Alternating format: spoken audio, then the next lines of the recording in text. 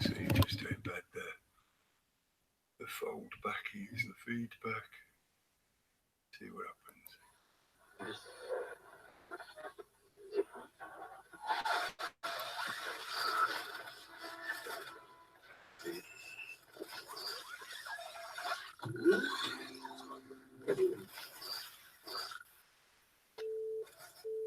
Welcome to your awakening. Please stay calm as your reality is adjusted. Please stay calm as you hear the background noise of me putting my headphones back on. I'm going to try and come up with a new comment each week just to try, to fill in that gap. Hello, welcome, greetings and well met. Back once again with a click the stop screen share button. Yeah, back once again with another episode of Sol Excalibre. I'm laughing at my own ridiculous ineptness. Is it inept? Is it ineptness at the job? Or that's just in my brain because we were talking about it just before we started. But anyway, let's get on with it. I'm trying to get all my screens going. Do I need that one? I don't think I do tonight because I've got pretty much bugger all in my notes. I think it may be obvious to most people that with the way things have been over the last couple of weeks, everything that's happened, because I wasn't here last week, there has been quite a lot of stuff, there's that word, there's been a lot of craziness, a lot of things going on, a lot of brexiters, I'm not sure what kind of word I could come up with, brexititis, brexshitius. Yeah, there's been a lot of brexshitius. That's a good one. I prefer that one. And there's been other things going on, of course. But yeah, I just thought I can't start putting notes. It's going to end up being a 10,000 word essay before you know it because of the sheer amount of stuff going on. But there was, as there always is each week, there was one or two things that just caught my attention to the point of giving me some inspiration or making me think about stuff in a way that I thought, yeah, I'll try and remember that so that when I'm broadcasting a talk around that that point, that concept, that idea, that subject, whatever it was. And I can't say it was anything in particular, like a particular subject as a whole, like a logos of information, but there's been various things over the last 2 weeks. So I thought, okay, we will amalgamate them for tonight's show because it is, I suppose I should have said this right at the start, Happy New Year. Yes, it is the beginning of the new year, whether you realise it or not. Maybe that might reawaken some ancient memory in your DNA. You never know. I thought it was worth a try if I remind people that long time ago, this time of year, that the current calendar, the Gregorian calendar now tells us is the 1st of April. That would have been the beginning of the new year that was celebrated by most people. And that as well is Happy New Fool's Day. You know, that is supposedly one of the roots of where the idea of April Fool's Day comes from. Because when they wanted to try and make that switch over of calendar, if somebody said, oh, Happy New Year on the 1st of April, they go, oh, you're one of those calendar fools. You're one of those idiots that don't know that we're now living in a new age with this new calendar and everything's changed, mate. We don't live the old way anymore. So they labeled them as fools so that they would be socially ostracized. And in that respect, they hope, and I'm saying they, I've got screen share on so you can't see me doing the bunny fingers.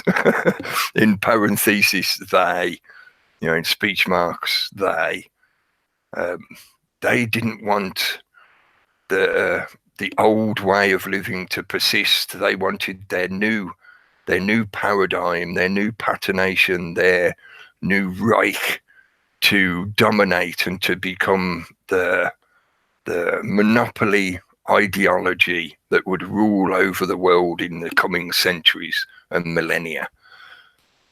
Yeah, long roots of, you could say, the New World Order.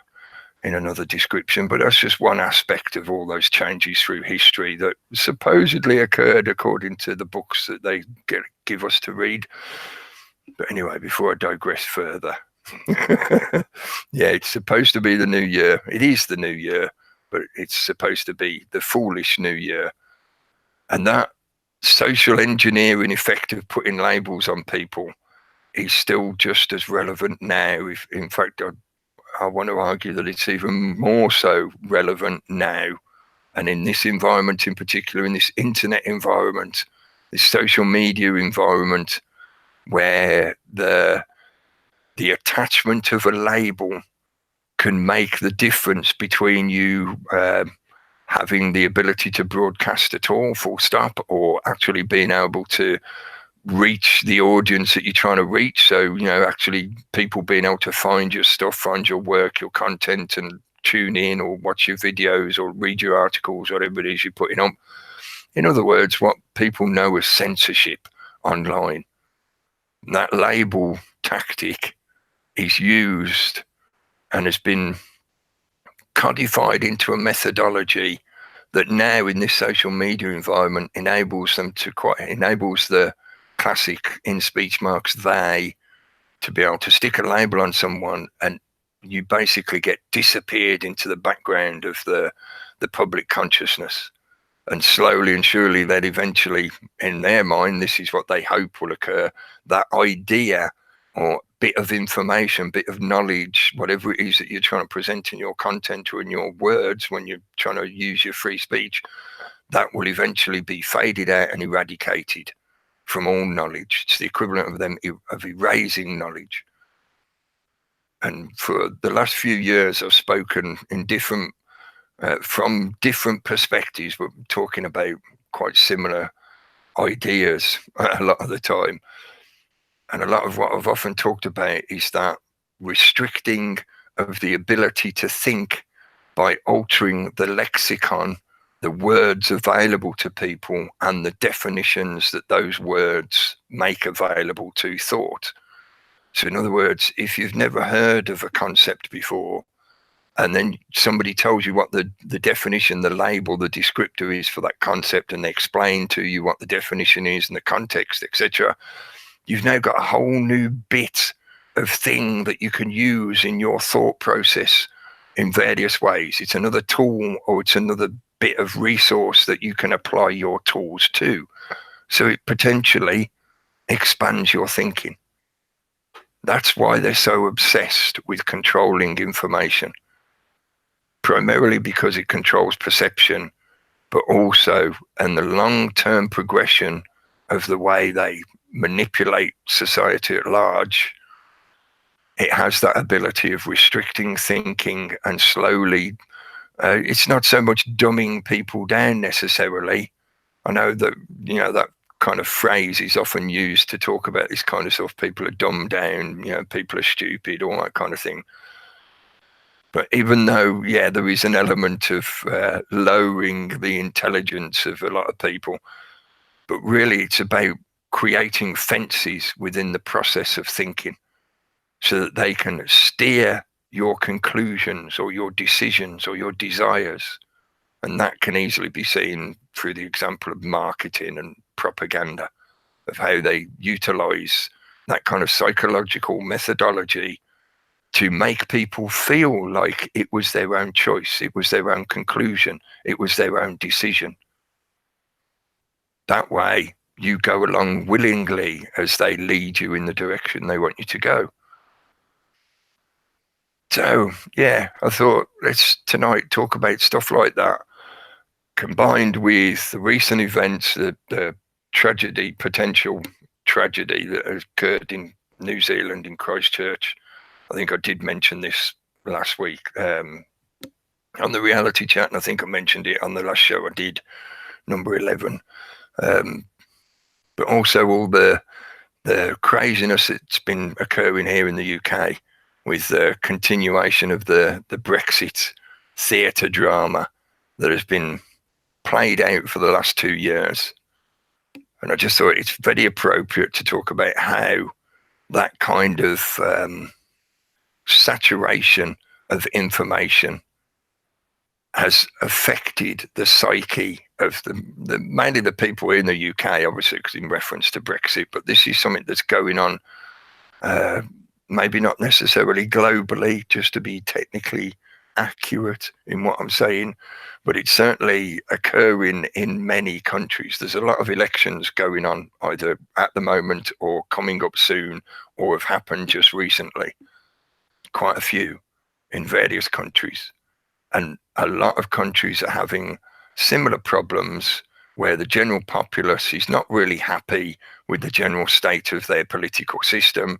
They're not happy with those people who call themselves politicians and governors and whatever else.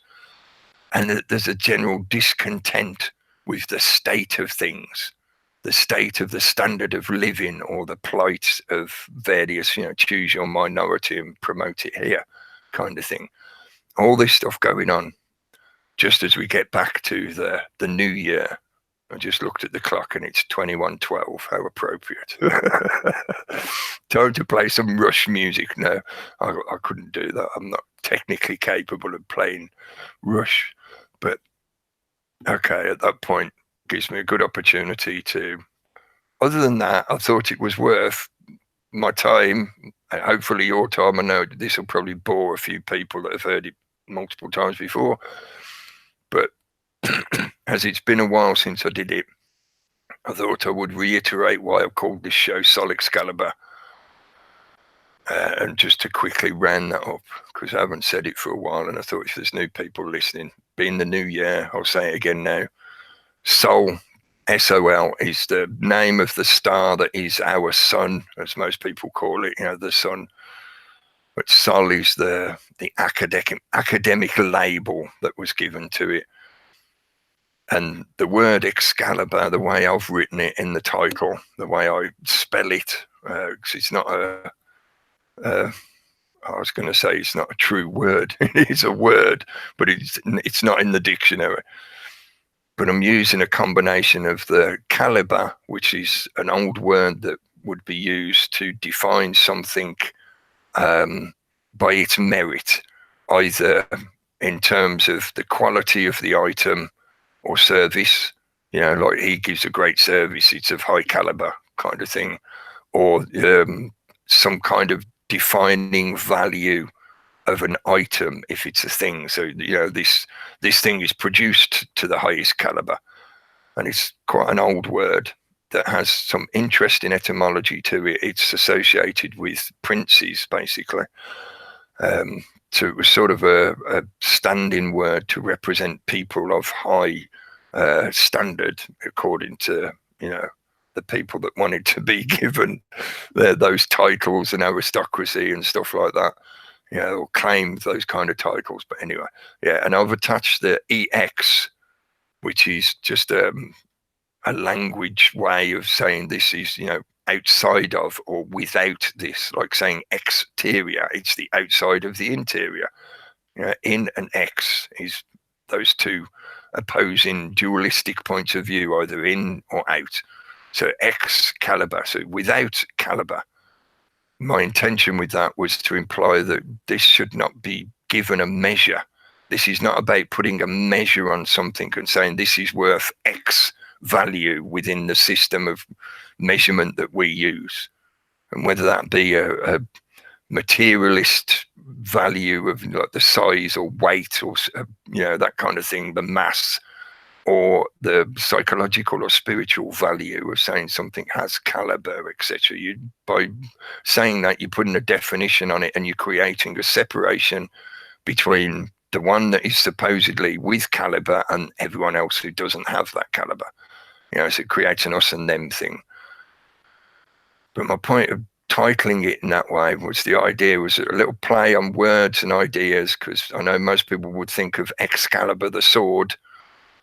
And my perception on that whole mythology is that it's about order out of chaos and the dominance of pattern and the use of knowledge to apply your will to the physical reality, or what we call the physical reality. In other words, this experience that you're having that everyone tells you is called reality.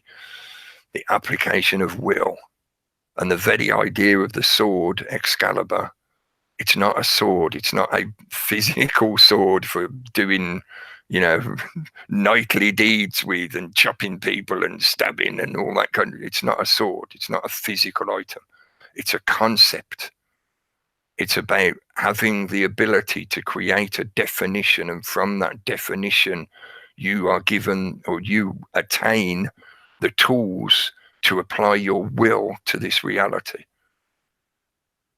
So in the same way as, and I know this might freak people out when I use this kind of analogy, but I'm not suggesting that that means you love these kind of people. But in the same way as a mason takes a rough lump of stone straight out of the ground, and he'll take his tools and he will shape that stone. He defines it. He adds definition by removing edges, squaring it, or making it into whatever shape, just by the sheer application of his will, using his tools available. He alters what was there originally. He applies his will to this reality, to this universe. So the very idea of Excalibre is nothing to do with a physical sword.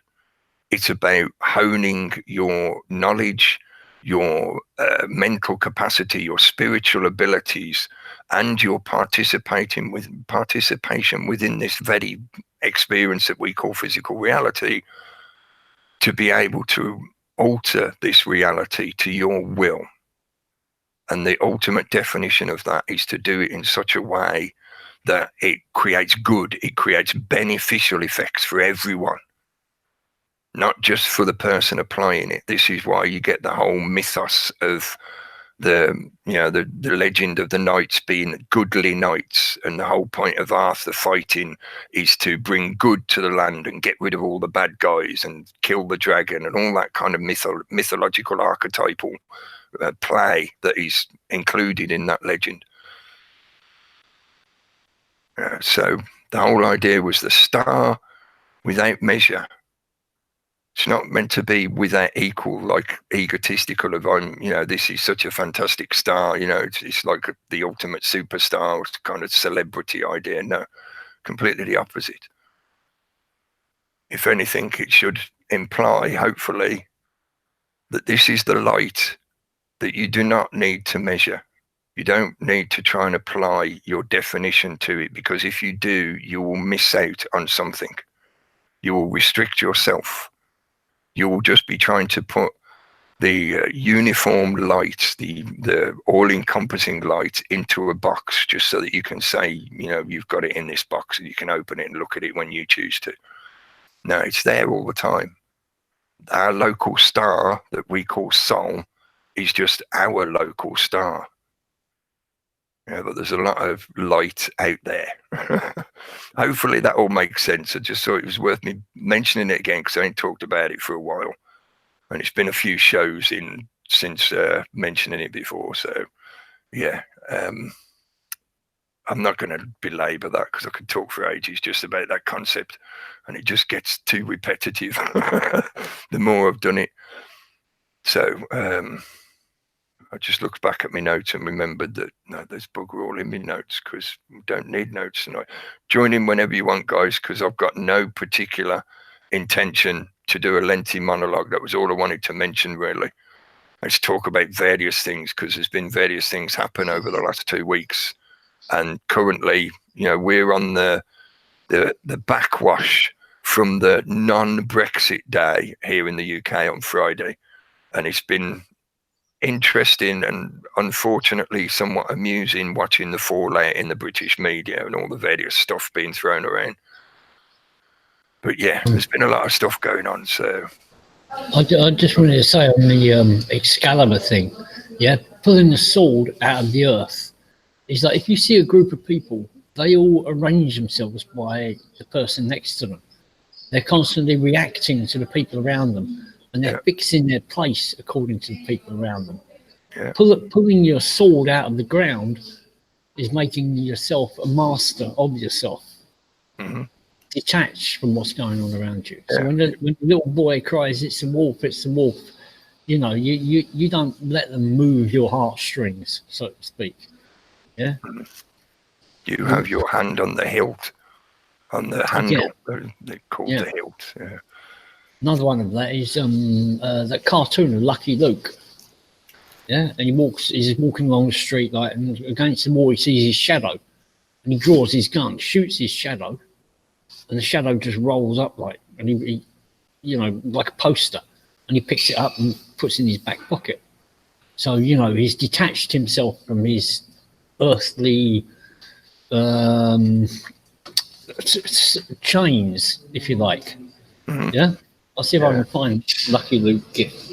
If it's a mainstream, or well, if it's a copyrighted thing, man, it's all, don't bother showing it.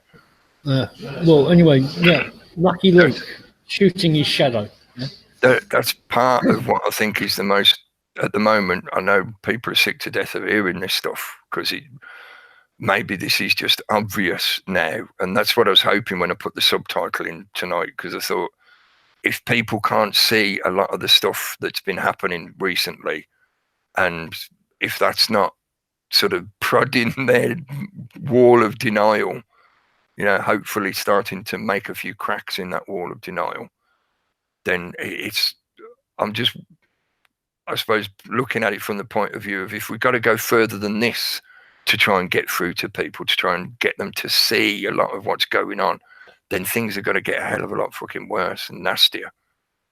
Because already, that's what grow some eyeballs.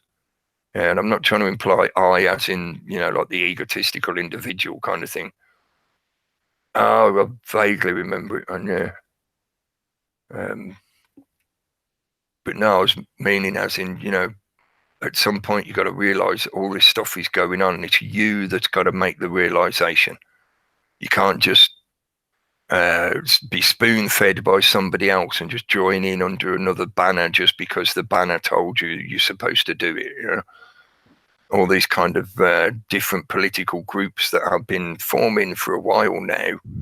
And this was, you know, apparent over the weekend when the rumour mill was going about Farage, and he's going to potentially be running for office again and shit like that. And it's people just joining back in again with the same old flags, the political subgroupings all over again. It just goes round and round and round. And it's like, people need to realise for themselves, without the following flag shit, that what else do you need to see to make a lot of this stuff apparent? Many people pointed out back in 2016 that the whole concept of Brexit was just going to be a joke. It'll be a farce, even if they allow us to have it, doing parentheses again, doing bunny ears again, even if they allow us to have it, it will not be what people are actually wanting. It will not be the kind of changes that you want when you, or what you thought you wanted when you were clicking that, ticking that vote box. You know, so that this whole charade for 2 years, and we've now even got to the point where the date has passed, and it's like people are like in a daze. Yeah, that's what I've been seeing over the weekend. People walking around just like as if they've just had a slap to the face or something. They're like in shock. Yeah, and it's like, well, could you not see this coming like a freight train? Even if you were a Ramona, even if you were a complete Brexiteer who believed all the propaganda about Brexit, it's been obvious like a freight train for the last several months what was going to happen. We've been saying it for a couple of years. So no surprise, is it? Sorry, I'm a bit preoccupied at the moment, Cookie. I'm just trying to fix my bike, my puncture. So I've got to do it before I get up in the morning for work. So I'm listening. I'm trying to sort of do this at the same time. So yeah, I'm here. So I shouldn't be too long. I shouldn't be too preoccupied. So depends how good my skills are at fixing the bike. So. You're a dedicated slave. Yes. It's interesting you should say people are shocked by this, because that in itself is a good measure that, you know, finally this is the thing that is going to open their eyes to the fact that you don't have a choice. You know, they could kid themselves and stay in the hamster wheel. And that was the other thing I was going to mention, is because the alternative to dropping out of the state is taking that first step to go and climb the mountain. But ultimately, you know, you can do that, which is a long way away, or you can stay in a hamster wheel, which is hard work every day and just repetitive and boring and frustrating. So, you know, you can understand why people stay where they are, because there isn't an alternative, not an easy alternative. Yeah, and yeah, of course they hold out hope. There is, I suppose I'm just being semantic in a way. There is an alternative, but it's certainly not easy. Yeah, I'm definitely in agreement with that. There's no easy alternative, but there are now a lot more options if you have the money to take the option. Yeah, it is almost like the system has a buyout level fee, or a buyout fee that has a certain level. So if you get together a certain amount of cash, you can in effect buy yourself out of the system in different ways. But it requires that certain level of your input into the system, your participation in the game. So it's like you have to work a forfeit. You know, it's like you want to quit your work, but they say, well, you got to work for another 2 months before we can let you go. Yeah, that's in effect what the system has set up. Yeah, you can buy your way out for a certain fee. Yeah, you got. Then again, if you can disconnect from the news, there is an instant payoff. But unfortunately, some people take that too far. You can stop caring about, what's happening in another part of the world. Yeah. You can think, no, I'm not going to invest my emotions in that. Of course, some people take that to its extreme and they start believing nothing is real.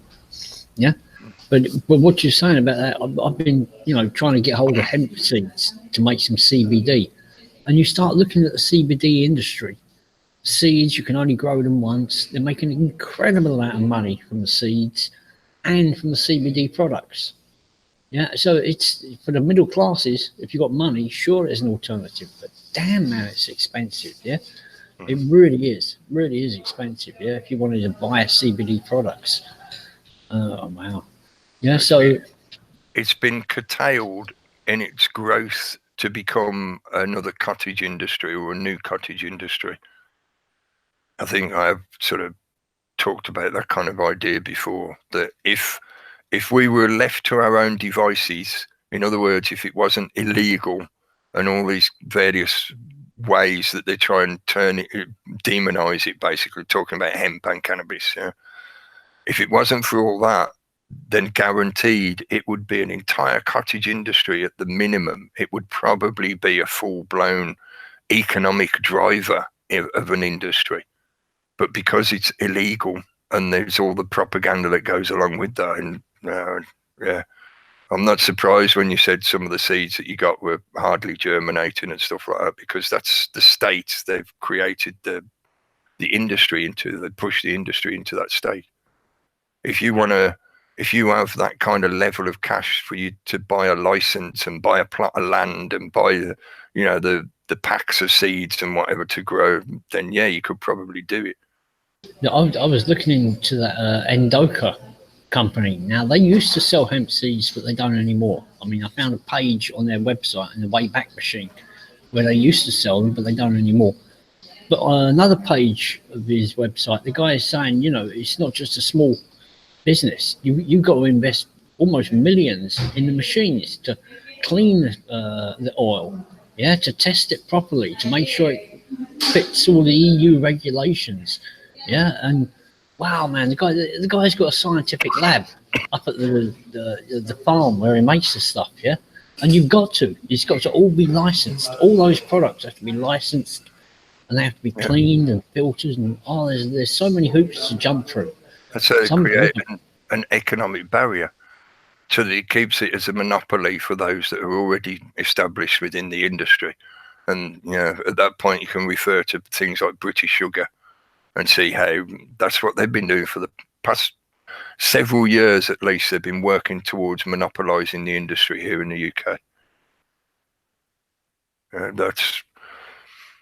That's one thing that's sort of. So I'm just thinking back to talking about censorship and things like that.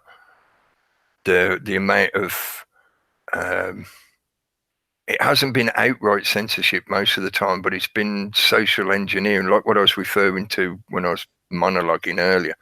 Recently, it's been a lot more about social engineering the UK public, the British public, with this concept of, well, we'll allow you to have a little bit for certain uses, but you have to get it from a doctor, and then you find out it's got to be some kind of specialized doctor, consultant, and then the likelihood of you getting a prescription is nil, basically.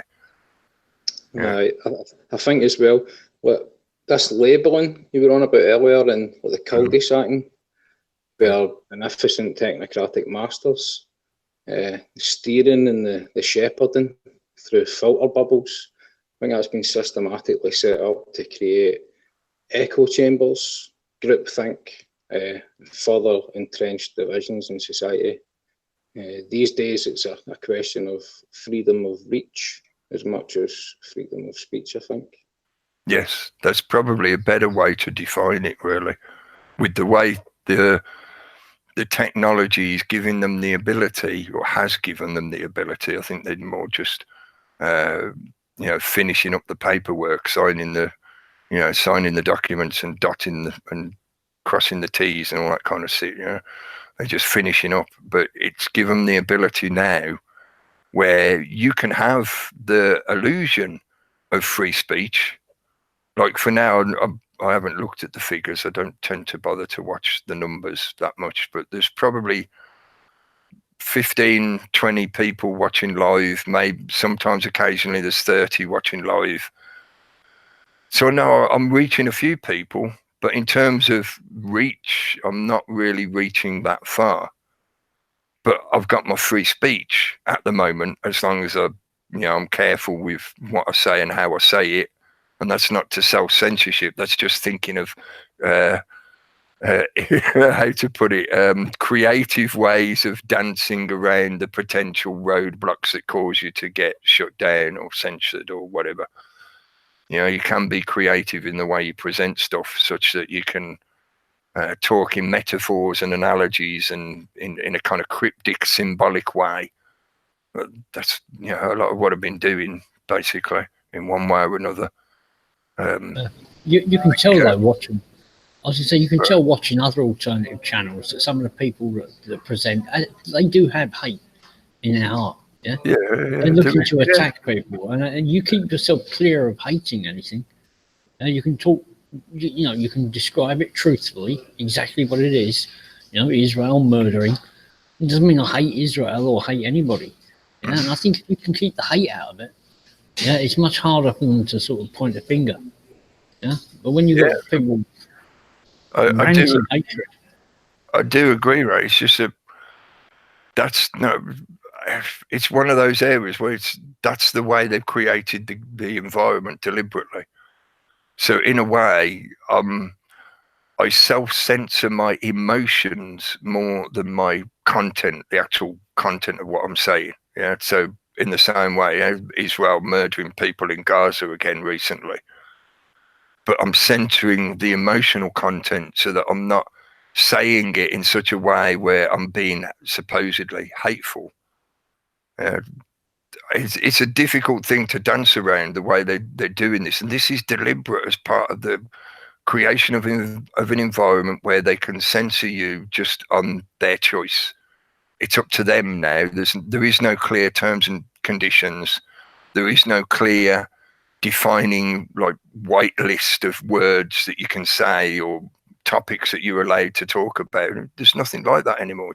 It's an arbitrary decision that trickles down from above through the system to give them plausible deniability to just keep socially engineering people in certain directions.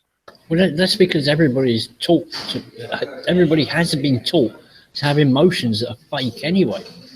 Mm-hmm. So, how can somebody who's going to sit there with Google Plus and say, oh, that person over there is being hateful? Maybe they are. Maybe they can see that. But they wouldn't see that the hate that is behind their own actions, because, there aren't pure emotions out there. Few people show their pure emotions. They're always sort of under check and acting the fake emotions out. Like, oh, we must close this person down. They don't see how hateful that is. Yeah. Themselves, they can't see their own. But I think that's why he's part of the problem. That kind of emotional content should not be being censored. And if somebody has that emotional outburst effect, that shouldn't be censored just because they're releasing their emotions. The difference is they've associated that kind of emotional sense of self with certain words or concepts or ideas or ideologies. So when you get angry and you get what people have been taught to perceive as hateful, when you get that need to project out all of that energy, that emotion, then people can easily now say, oh, he's being hateful. So what is he actually saying that's being hateful? Or is he just releasing his anger and frustration at something that he's seen or experienced? You know, to me, that's part of what's dangerous, and it's why. And this is potentially a massive subject to get into, man, but it's why with the social media and the current level of technology and the ubiquity of the social media feed to most people, to the majority of people, this is why we're seeing a rise in what can, in a general sense, be described as sociopathy. People are becoming more and more sociopathic. Why? Because they're being subjected to this constant media that is reinforcing this concept of you're not allowed to get emotional. You're not allowed unless it fits into a certain box that we've described for you. Yeah, so yeah. You want to get angry, for example, you're allowed to get angry and get a bit, you know, bullshit if you're at a sports match and you're shouting in support of your team. Then you're allowed to have that kind of emotional energy release. But if you get angry because you've just discovered some reality footage, some CCTV footage of people getting gunned down in a street somewhere, and you get mad because of what you've been presented with, you're not allowed to do that. And over time, over the last few years, over the last few years, the domination of that kind of media format, the new media format that's been subjected to the younger generation, to me is I feel that is part of the explanation of why the younger generation has in effect become more sociopathic. They care less. They're narcissistic. All they're really interested in is what's going on within their life. They couldn't give a fuck if somebody else is being murdered somewhere. That's the emotion that they have been taught to think is normal. Yes, that exactly. daydream, that state of daydream where they're scanning their phone. Oh, happy. Yeah, put a smiley, put a little heart. Happy. Oh, this person's video isn't happy. I don't want to put a smiley on this. It must be wrong. But they're in that daydream state, perpetual daydream, scrolling and, you know, oh, here's some LGBT people. Oh, men dressed as women. Oh, aren't they brave? Aren't they? The words they're using are meaningless. They're just perpetuating this hamster wheel of daydream state. Yeah. Yeah, and within that, can I just say one thing, man? Go. I think there's a lot of fake anger as well, with a lot of wannabe talk show hosts in this environment, man. A lot of infotainment histrionics, you know what I mean? Like, keep sending your cash in, man. We're under siege here. You know, it's like all you need is a webcam and an internet connection to broadcast your opinion. You know what I mean? You don't need a green screen and all this fan. It's so Do you know what I mean? There's a lot of fake anger off the back of these events. A lot of fake anger by wannabe talk show hosts. So hope people get what I'm talking about. Talking about Vinny, I'm not really familiar with Vinny, but tonight he looked to me like, yeah, he's a guy who's often stood there and pretended to be angry, but he sounded like he really had been pushed over the edge with the cops coming and knocking on his door. He sounded genuinely like they'd actually put a real bit of fear into him, and he realised that he can actually project that as something that's real for once. So, you know, he's doing what he can with it. But then, you know, never let a good tragedy go to waste. You know, this is his big opportunity to make a name for himself. Well, indeed, but then turn around and say, well, you know, is now the time when he really ought to be doing something? Because you know, because the world guys are looking at him. Yeah. So I think he's full of shit, man. He even used the night as an opportunity to go on a begging mission, man, to do a money bomb. You know what I mean? It's like, how low can you get? You know what I mean? Using that event as an excuse to try and get money. Did you check out his own channel? It was running this program simultaneously. Yeah, and he's got a super chat in there, and he's telling people, you know, send me something on super chat or Patreon. But you know, fair enough. Yeah, I mean, you know, you get used to it. You shouldn't let it, you know.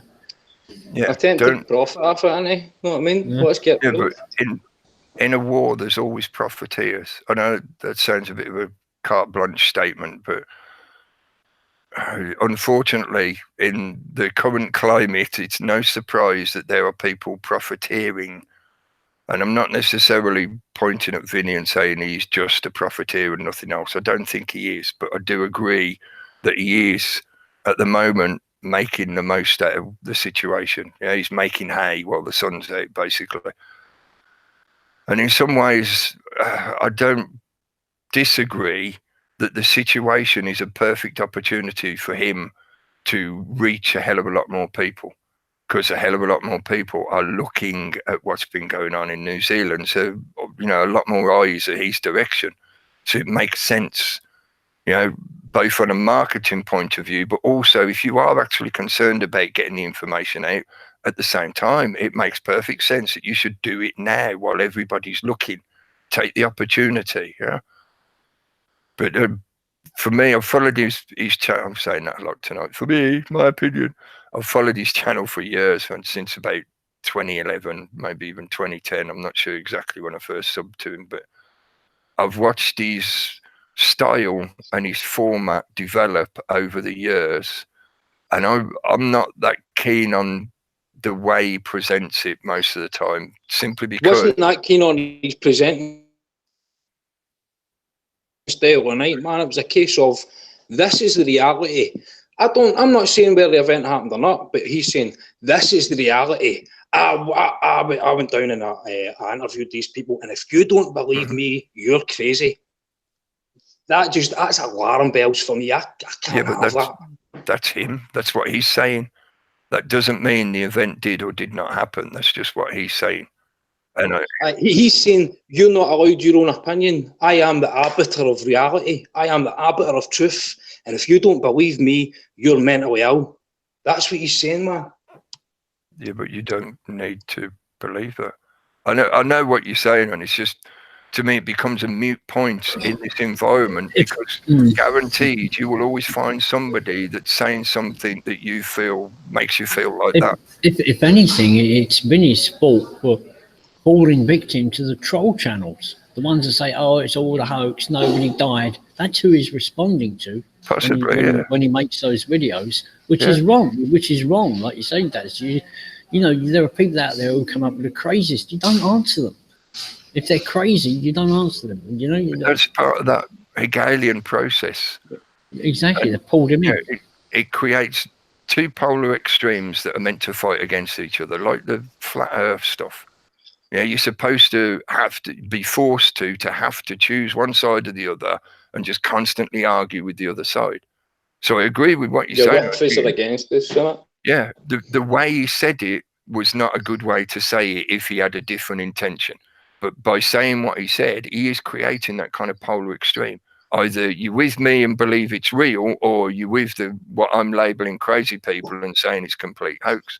You know, that doesn't help, because it's serving the purpose of the system to create those two sides to fight each other, to argue over one event. When there's been multiple shootings in the last several years, and they want you to argue over this one new event. That's what concerns me the most. You know, that's why, to me, it becomes a moot point arguing over the individuals or the personalities who are talking about this information and how they present it to you. You know, I agree that, like I said, I'm not keen on his presentation, because most of the time I think he tries too hard to make it appeal to a certain demographic, and he deliberately plays up to that. So it comes across as fake and acting, because he's trying to present a certain persona and style and, you know, stick to his format, to his brand. And it's like, mate, you don't need to do that. I know from watching him over the years, he is a naturally funny bloke. He doesn't need to try so hard to be funny. And the way he does it, it comes across as disingenuous. Yeah, and that just, you know, in terms of if you want some credit or some credibility, some kudos for your brand or your whatever it is, your content that you're presenting, then being fake like that is shooting yourself in the foot. Yeah. Put his presentation style to the side for a second and analyse what he's saying. No, I don't mean that disparagingly. I just mean what he's actually saying there. You know what I mean? This is the opinion, and if you think of another opinion, then you are mentally unwell, unsound. You know what I mean? There's a lot of that that's being pushed at the moment. And I could rant, I can rant for hours about that whole subject matter, the whole thing altogether, because I do think there is a deliberate push that has been going on to push the idea, to present that idea of anyone that says anything or questions in such a way that the system or the official narrative doesn't like it, you just label them as mentally ill. Nothing else. Don't have to investigate it. There can be an absolute pile of evidence to prove what they're talking about. Doesn't matter. Just ignore it all completely because they've just suddenly acquired this label of being mentally ill. And that is deliberate. Yeah, that is absolutely deliberately part of the propaganda and the MO and what they've been working on for the past several years. More than several years, really, because it goes right back to at least 9/11, yeah. We've seen the same pattern go around again, though, Cookie. Sorry, I'm back. Yeah. I fixed my bike, by the way. Sorry, it's all Did done you get now. it fixed then? Cool. Yeah, it's all done. Yeah, I went to check it before and I thought, oh, better do it now. But anyway, yeah. But we've seen the same pattern come round and round, same cycle. And I do get it when people, they want to, talk about the events that happened in New Zealand a few weeks ago. They want to talk about events happening. I understand that bit, but we've also got to link a bigger thinking to it, a bigger awareness to it, rather than zoom right in on every single little minute detail of every little event and start frothing at the mouth over it. We saw it with 9/11, we saw it with 7/7, we saw it with other events as well, Sandy Hook, others, and there's been lots of them, isn't there? There's lots to choose from here, and I think the main point is these are all, the false flag connections. These are the examples for people to see and look at and say, okay, but don't get driven down the rabbit hole of whatever it is, and become obsessed, because you just got to know that the government is capable of doing anything it wants. Yeah, exactly. Anything it wants to do, it will do. Two main things to bear in mind when you're looking at this kind of stuff is, one, every government around the world, I know some people might argue about this, but I think every government around the world has proven itself time and time again through history that they will quite happily kill their own people if it serves their purpose, whatever that purpose is. They will. They'll get past the bullshit of thinking, oh no, they care for us, they look after us. They will kill you if they feel a need to. And two, when you're looking at this kind of information, or questioning that kind of event where you think, like, could they have staged it? Can they stage it? They can. And again, the patternation is proved through history. When you start looking at these kind of things, you look at enough of them, eventually you see how the patterns repeat. And the patterns are not necessarily associated with the kind of stylized, simplified idea that they give the general populace, that like this equals lone gunman MO. Because when you investigate these events, you find out, well, he couldn't have been working on his own because of this, and this, and this. And as you see the evidence pile up, it becomes obvious that no, they didn't do this on their own. So that leaves the open question of why is the system being used through the media to keep telling us that they did act on their own? So in other words, indication of complicity in some way. Doesn't necessarily prove that people in government made it happen or whatever, but it proves that there is complicity because there's things they're trying to hide. There is a skewed perception that they're insisting that you accept. And that alone should give you an indication that, well, what the fuck is it that you're hiding? Yeah, and who benefits and what's the changes about to happen in New Zealand and across the world because of it, whatever. The same MO again and again and again. Sorry, just to mention at that point that please don't forget New Zealand is still a Commonwealth country and it's part of the Five Eyes network. Yeah. So talking about how it affects a lot of other places, and this is where I feel like this is the most important stuff to talk about at the moment, because I've tried to take this approach for a few years now, getting obsessive over the details or picking a side and determinedly just attacking the other side as being wrong doesn't progress the the problem, doesn't solve any problems, doesn't progress people's comprehension any further, nothing. It just perpetuates the problems in ways that serve the system.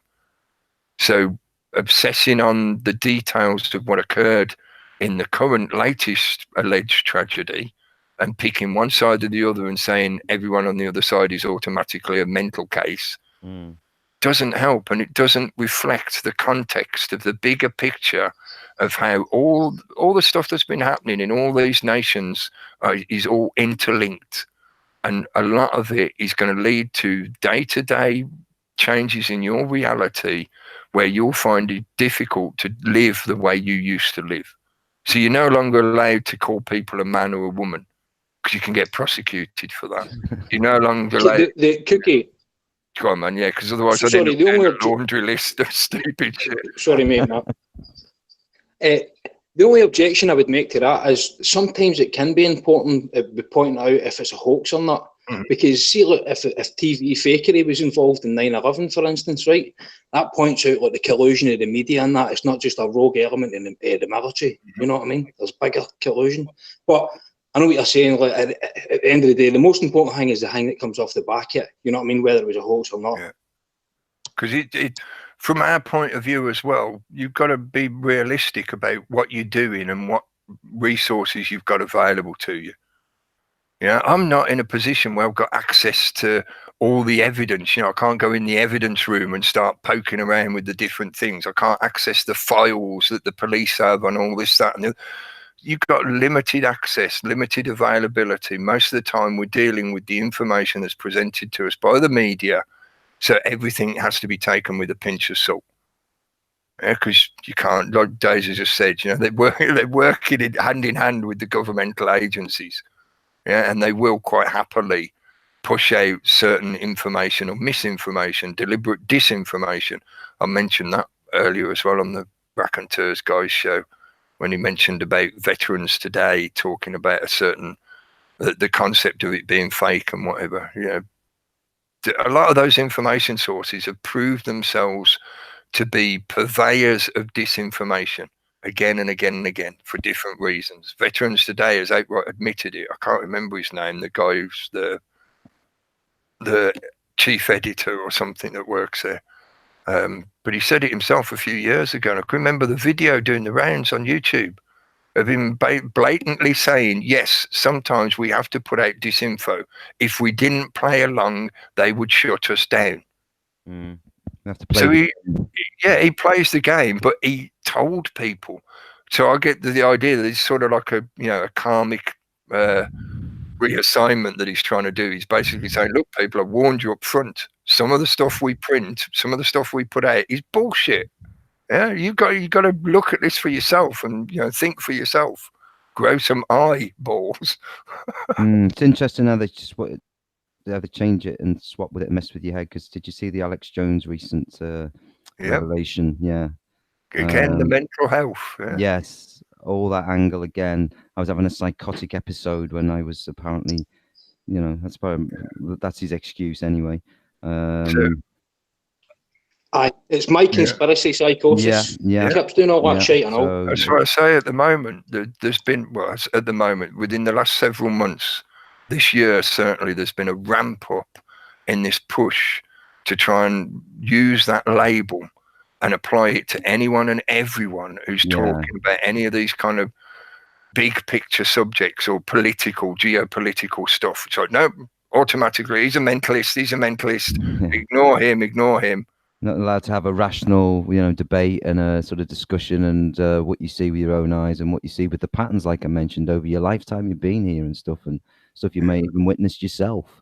So, you're not allowed to talk about that now, apparently. Like you say, there's that sort of push to call everyone, as we've mentioned it for a long time, this, that started back in the 60s, calling it conspiracy theories. Anybody who basically went against the official narrative of things and the official stories were, that was the label they put on in the 60s, and it's just got to the state it is now, where it's just got out and out just nasty and stuff and ridiculous.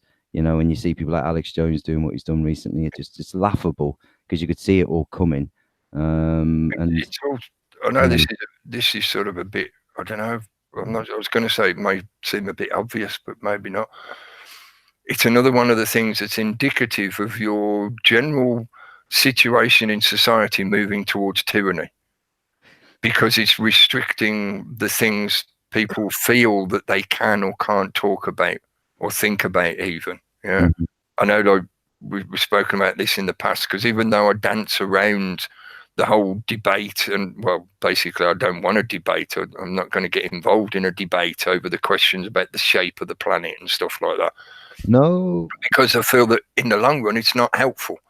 You can have private conversations about that stuff, but it's not helpful to add to the energy of what's being done in this environment at the moment. Yeah. So a lot of that kind of stuff is sort of like the development amongst the general population of, they now feel an internalized mechanism that stops them or steers them away from talking about or even thinking about certain concepts, certain ideas, ideologies, information, whatever. Yeah, and that's fairly apparent if you're talking to people when you're out and about, you know, norms, the muggles, the whatever you want to label them, the sheep or whatever, you know, people are people. They just got different levels of awareness and knowledge and capability. But the point is, the mass have this now internalized need or direction that they shouldn't talk about certain things. And that occurs as your system around you becomes more tyrannical. It's basically like people closing the blinkers. Yeah. When people start talking about fuck everybody else, only care about your own people, only care about what's on your doorstep, that's an indication that things beyond their doorstep are getting quite serious and chaotic. Yeah. So they're doing the natural instinct thing of pulling in and protecting their own. Every living organism does that. Yeah, in the same way they will for their progeny, for their children as well. So every parental creature, if you threaten their children, they'll pull in and they'll protect, they'll encircle the wagons and all that kind of thing. Yeah, which is great. Yeah, which is great. Oh. The indication of people willingly, even if they're doing it through ignorance, they're still willingly, ignorance is done through choice. They're willingly closing in what they'll even think about, what they'll even, you know, allowed to pass through their cerebellum, because they're worried that it might infect them with madness. Yeah, that kind of concept is an indication that you are going into tyranny. Your general society is becoming tyrannical because people feel a need to close in that way. A bit of an odd fucking comparison here, but it's like a person that doesn't want to admit they got cancer. These people don't want to admit that the government they're living under is totally fucking sick. Yeah. Yeah. They don't want to admit that last truth. Yes, it's true. It needs treating, and you know you've got to be a part of the treatment. But it works a lot better since families have broken down. You know, you remember people must have families still, but yeah, I remember when my old man got married for the second time. Christ, there were 40, 50 cousins and distant families, people. You know, I don't know if that still happens. Not as often as it used to, I bet. Maybe not quite that many with my family, but yeah, our extended family is a bit like that one. The last big wedding, there was probably about 100 people there at least. Yeah. We were all over the place. But there is still a little bit of that. And I think that as well is indicated by people's, you know, I know it gets called, it is popularism in many ways, yeah, but that word now again has become one of those labels that gets used to try and abuse people with in one way or another. But another indicator is the fact that a lot more people are feeling inclined towards what in the UK would be called conservatism. You know, they're more inclined towards a conservative political point of view or stance. And that again is indicative of things are getting harder, so their concern is becoming reduced in terms of, you know, everybody else. They're concentrating on protecting their own, protecting what they've already got. That's what conserve means. Yeah. Go on, Dave. Oh, if you're still there, or have you? I thought I was going to say something. Yeah, maybe you answered the question. he might have been having trouble with his bandwidth as well. Sometimes it drops out. It drops out, doesn't it? Yeah. Aye, sorry guys, I know that can be irritating, man. Go on, what was you going to say? I was just going to say, like, it's because the left are talking so much shit, man. Or at least the loud sort of minority of the left, you know what I mean? Like the regressive left, as it were, you know, like the SJW, cultural Marxists and that. It's just... Now we have, or we have had for at least 2 decades, with the way the internet has developed, at least 2 decades, we've had the potential to have a seemingly infinite spectrum of choice about almost everything, and certainly when it comes to politics. Over the years, it has reduced a little bit as they've cracked down on or censored or removed certain stuff to do with political ideas, ideologies, you know, different political points of view or whatever. But there's still a really big spectrum of choice that you can pick from. You know, what used to be a bit more of a simplistic left-right, there might have been a total of 5 different positions. You were either centrist, or you were moderate left and then extreme left, and moderate right or extreme right. Whereas now there's like a massive drawn out spectrum of where people can fit in or had the possibility of joining in.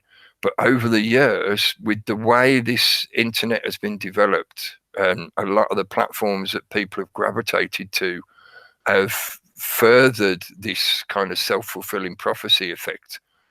The numbers of choices have refined into groups that have become dominant in certain ways. So like, that's what I was thinking, I like what you're saying about the SJWs. You know, they've got a counterpoint on the right, and hopefully he'll join back in the room in a sec once he's got his connection up again. But yeah, there's like an amalgamation, or use another big word, conglomeration. You know, the joining together of stuff, the conglomeration of the different infinite political viewpoints has been forced through these funnels to become these group banners that people can join in with. So you've got like the SJW and the alt-right, you know, on the other side. And that, again, to me, is just another one of those things that I've been watching over the years, and it's become like, do people not see how this is a reduction in your available choices? Yeah, originally when the internet first started going, one of the things what got me into the internet so much was the fact that there was so much choice. You could, you know, just think up a random idea and go and look it up online and find out information about it and who's into it and what you can, you know, loads of stuff out there.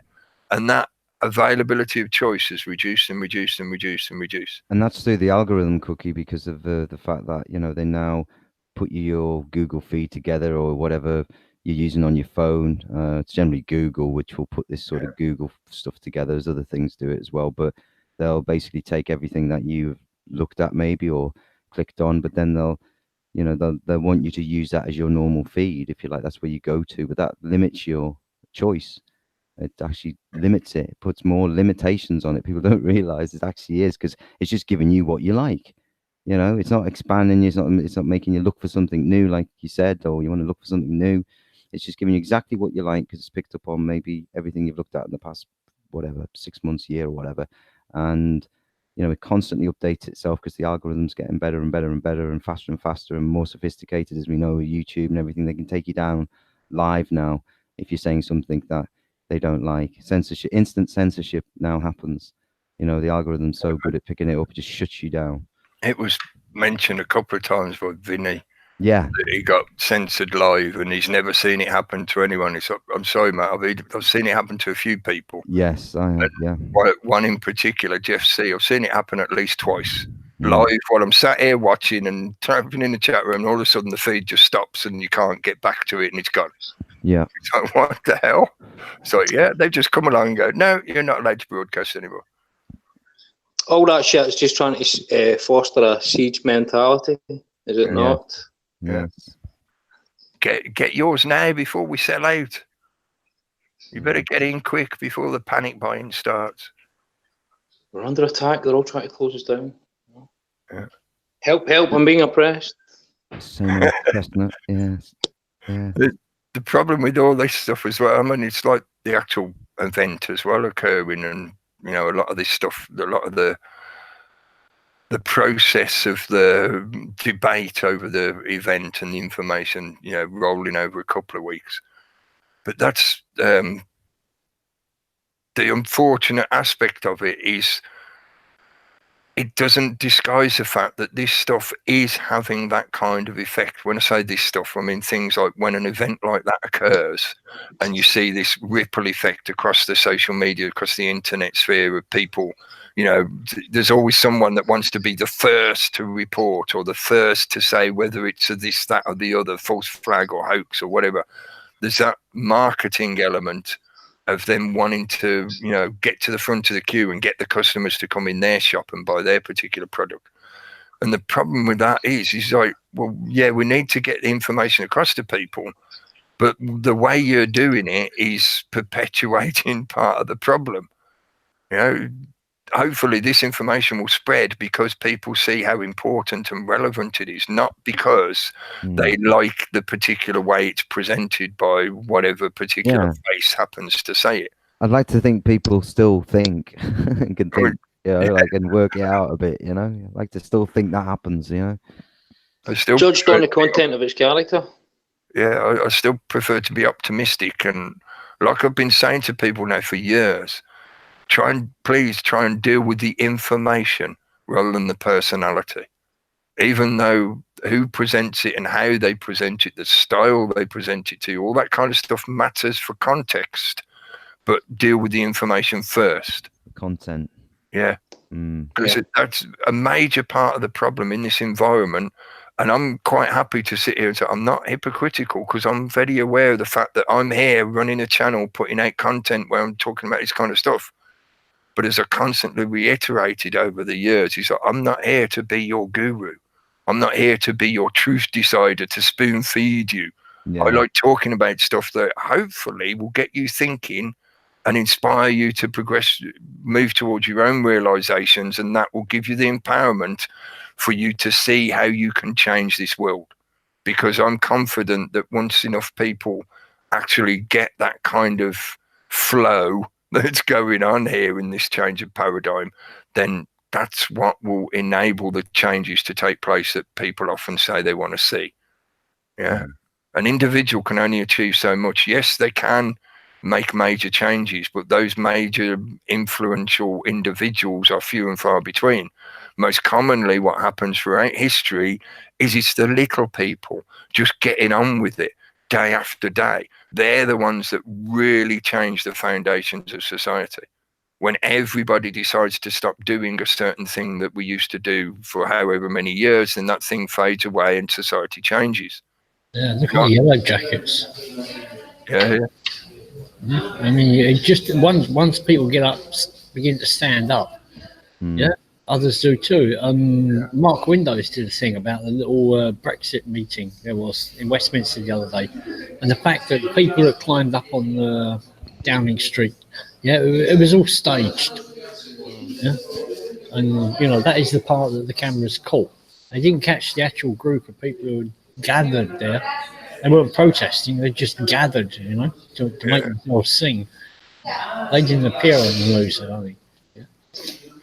Wasn't the protest a little bit thinned out on Saturday they were talking about, or was it still the same? So I didn't get to watch it live or see anything of it. I watched a little bit of Benji's video that he did about it, and I don't know, I didn't get the chance to watch much, so I couldn't say how many. It looked like there were quite a few, but Gilets Jaunes, there was some in Paris, Toulouse, Montpellier. Yeah, the different towns are having their own demonstrations. Yeah, they haven't stamped it out at all. Like you say, there was very little media coverage of it this week. Maybe that's the tactic now, just not talk about it too much, pull away, but it's still going on, and that's what they tend to do, don't they? Yeah, ignore it, block it out, delist it. Yeah. Make people think that it's not happening, or give them the impression that it's not happening. Yeah. Now let's talk about this. Now let's talk about brexshit. Yeah. Do you really like Theresa May? Do we have to, Cookie? Do we have to talk about that? No, I'm just saying, like, in a sense of that's what the media does, you know. Oh, yes. Macron was meeting with a Chinese man, wasn't he? Was you really? I think so. Don't know. I didn't see that. Which Chinese guy? Didn't happen to be the minister for technology or security or something like that. It was Xing Xiaoping or something. Probably giving her a few hints on how to control social media. Well, that's what I'm wondering. Yeah. Was he from Hawaii? Or not? Where 2.0? Yes. I'm trying to think I know there was something else I was trying to remember. While I'm trying to remember something else, I thought of one thing that I wanted to mention. Big shout out to Steve Tagoose and his brother Paul. He got his brother on Saturday night as well, and he was playing the harmonica and joining in singing harmony and stuff like that, and it was brilliant. Sound was fantastic. Considering Steve's only got, you know, a small setup with the microphone and that, the sound quality, considering, you know, given the fact that it's over the internet and whatever, the sound quality was bang on. And it was like, here you go. It's like, you know, this is a free performance. You know, that I felt a need to mention it as well because of all this stuff to do with a lot of the, you know, what's often referred to as the alternative media, the independent media, whatever. Yeah, there is, in this environment, there are some people who do this kind of stuff because they do it to earn a living. And some do it quite well in the sense that they don't exploit or abuse their audience. They provide a good service or product and, you know, their audience pays them back for that. But, you know, like what we've been talking about, some people do profiteer out of it.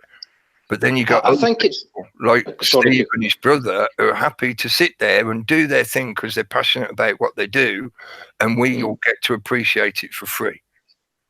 Yeah, if you like that kind of thing. Obviously, if you hate blues music, you might not appreciate it. But I think it's where you're pretending that your primary motivation is getting to the truth, like in these times or whatever. When your primary motivation is making money. That's what kind of it leaves a sour taste in the mouth, you know. Yeah. Who's the most abhorrent? The person or people who go out and commit like the alleged tragedy, you know, actually shoot people in a place of worship or whatever, or the ones who come along afterwards and try to profiteer out of the tragedy of that occurrence. Equally sort of morally object. Yeah. It's like all the stuff about the paedogeddon and all the paedophilia stuff, you know, and the people who run monetized channels just pumping out stuff about paedogeddon, you know, which is more abhorrent. The actual paedophiles are the people who are just profiting out of those children's suffering.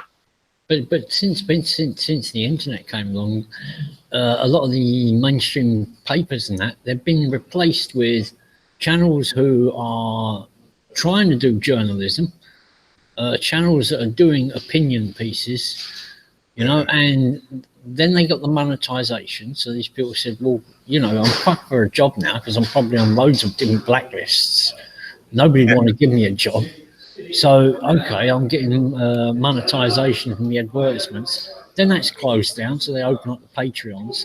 You know, they've kind of been pushed into the position they're in. Yeah, it's economic social engineering.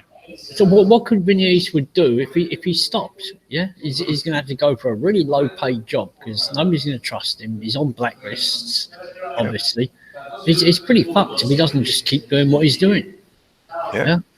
And he's got to pay the bills. And even more so if, and I'm only putting the if in there just to caveat myself because I don't have direct gnosis or proof of the stuff, but yeah, if he is being harassed by the police, and if he ever has a situation where maybe he's got a little bit of information or he's come up with an idea based on the information of the evidence at hand that he's truly dangerous to the system and they potentially would want to take him out because of that information, then his safest way to carry on is to keep on being in the public eye. For as long as possible, be in the public eye, because then they're less likely. It's not totally improbable, but they're a lot less likely to try and take you out in any way because it will be witnessed in some manner. Or perhaps not. Has anyone seen the news of Nipsey Hussle? I saw a headline about. He was a rapper in America, and he's done a lot of good things for his community, opening a shop in the town that he came from. And just recently, he's been talking about plans he's got for making a documentary about Dr. Sebi, the man who said he could cure AIDS. So the American government took him to court, and he beat them in court. Yeah, and he proved, because he was able to prove that he had cured this guy. And then he had to go to a federal court, and he beat that one as well. And this Nipsey Hussle was wanting to make a documentary about that, because he said the mainstream media didn't cover it. You'd have thought if somebody can cure AIDS, that would be big news. Was the court case recent, or was it a number of years? Was it in the 90s? Yeah, I think it was. Yeah, and they eventually. They killed Dr. Sebi in a Mexican prison, didn't they? He was going from Mexico to the Caribbean. Yeah, and they stopped him at the airport, and they said he had a suitcase full of money, and they put him in a prison in Mexico, and he died about 2 weeks later. Yeah, Dr. Sebi, a real old Caribbean guy, he used to cure everything with herbs and natural practices. But anyway, this Nipsey Hussle was he was shot 5 times in the body, and like the people that are talking about it are saying that's a bit odd for a gangbanging thing, because gangbangers usually shoot all over the place. Yeah, to get 5 shots in the body, from a car that's sort of almost driving by, he's fucking professional. So people are thinking it's a conspiracy now, and maybe the big pharma companies hired it because they don't want the spotlight on Dr. Sebi. So that's what's blowing up in America at the moment. Yeah, Nipsey Hussle. Another he was a rapper. Yeah, he was a rapper at first, yeah. Maybe it's more about that, right? Whoever he was signed with just wants to pump as much money off his name as they can, and the opportunity of the fact that he's been killed. Well, that could come into it, but I think he's given up rapping recently. And like I say, he opened a shop, shop. Yeah, that we just been, like we've just been talking about with other people. Just because the other people we've been talking about isn't a rapper and doesn't have that kind of connection to the music industry and whatever, you're basically talking about the same kind of situation. Yeah, was this guy taken out because of something he was saying or doing, information he had or whatever? But at the same time, are we now just seeing the profiteers pile on and make hay out of the fact that he's been killed, and they can pump out loads of stuff, loads of stories, loads of conspiratainment stuff just to earn a buck off the back of the fact that he's been killed? Opportunism and profiteering. And get another famous singer to sing a song about you. That drives you fucking mad for the next 30 years because it just gets on your nerves. And like the Michael Jackson shit recently. I think I said it the other week. As far as I'm concerned, I was suspicious that the guy was a fiddler, a kiddie fiddler anyway, even before this documentary come out. But you watch the documentary and then you think, well, isn't it convenient that it's 10-year anniversary and all this shit? People involved with this are all going to make a buck out of it, aren't they? So, is that their inspiration for why they made the documentary now? Dead man can't defend himself either. Yeah. But to me, that doesn't deny the fact that there was plenty of evidence to show that he was interfering with kids. And that documentary. That guy who made that documentary is getting an agenda. And they 2 guys, the young boys, I haven't even seen this fucking thing, but one of them not supposed to have represented him in the trial initially and said, oh, he never touched this now, you know what I mean? And now that he's kind of fallen on hard times, is he not? I'm a big believer in fucking due process of one thing, you know what I mean? I just don't think due process has been served in this case. I think it's been played out in the court of public opinion and the age of allegation like everything else. Yeah, but I'm mentioning it as primarily because of that element of profiteering. I totally mean. But he did have, I mean, there was one bit, if they're in it for the money, one question I would have is he had a Rolex ring with a diamond in it. How much is that worth? Yeah, he could have sold it. If he was skint. I don't think he was skint. You could just by looking at him and looking into his life at the moment, he's not skint. He might have done it with the idea that, yeah, he's going to make a fairly big packet out of it, so it's worth him doing it for his retirement fund. But I don't think he's doing it just because he's desperate for money. I think the documentary, the whole agenda of the documentary is to turn pedophilia into something for the gossip pages. And to get people talking about it again. Yeah, just turn it into the gossip pages. It's no longer a crime. It's something like, oh, so-and-so cheated on his wife. Yeah. Oh, Michael Jackson cheated on the young boys he was mentoring. And that's what I was meaning when I mentioned the Michael Jackson thing. That was my intention, was to point out, like, just because there's profiteering, it doesn't change what was occurring there in that situation. You know, I wanted to add it in because I think all of this stuff is very relevant at the moment. There has been overly pedantically semantic and caveating myself. There has, to my knowledge, always been profiteers and marketeers that will take an opportunity to profit for themselves or their company or whatever it is off the back of some tragedy or death of someone or whatever, you know, death of a celebrity. Never let a good tragedy go to waste. Yes. And if we as people concerned about the truth and all the usual kind of stuff that people say why they do this kind of thing, you know, whatever their reasons, if you're interested in the information, in the truth, in trying to help yourself, in trying to help the world, change the world, improve your own life, improve the world, blah, blah, blah, then being overly concerned and getting into the quagmire of arguing over, well, this guy's profiteering, so therefore we should block all his content. So that's not realistic. It is just not realistic in this environment. And if you obsess over, oh, I refuse to look at the information because it's presented by X person who's a proven profiteer, then you're restricting yourself again. You know, people's content being blocked is the problem, isn't it? You know what I mean? When we talk about the freedom of reach and stuff like that, it's the antithesis to the answer. I'm absolutely not condoning profiteering or marketeering. No fucking way. Yeah. No. I think it's fair if people make a living by providing a good service or product. That's, you know, that's good. That's tradesmanship, in my opinion. That's my approach to it. Yeah. But being in a mindset where you go, well, I just refuse to look at the information because it's presented by this person. You know, when I look at their stuff, it's like they're always trying to sell me a book or whatever. And I keep trying to say to people, it's like, well, I've listened to many, many hours of David Icke's lectures, probably, and I'm not exaggerating, probably 100+ hours worth of his different presentations. And I've read a few of his books, not all of them, but I've read a few of them. I've never given the guy a single penny. Never. It's like, forget the messenger. Did you get the message? You know what I mean? It's like, take only what you need from it. You don't need the whole apple tree. You know what I mean? And this element of profiteering and the jealousy that is part of the consumerist system that they force people into. Again, I'm not knocking people earning a living. I'm talking about how the system uses propaganda and social engineering to make you hate somebody who has something that you're told you're supposed to want.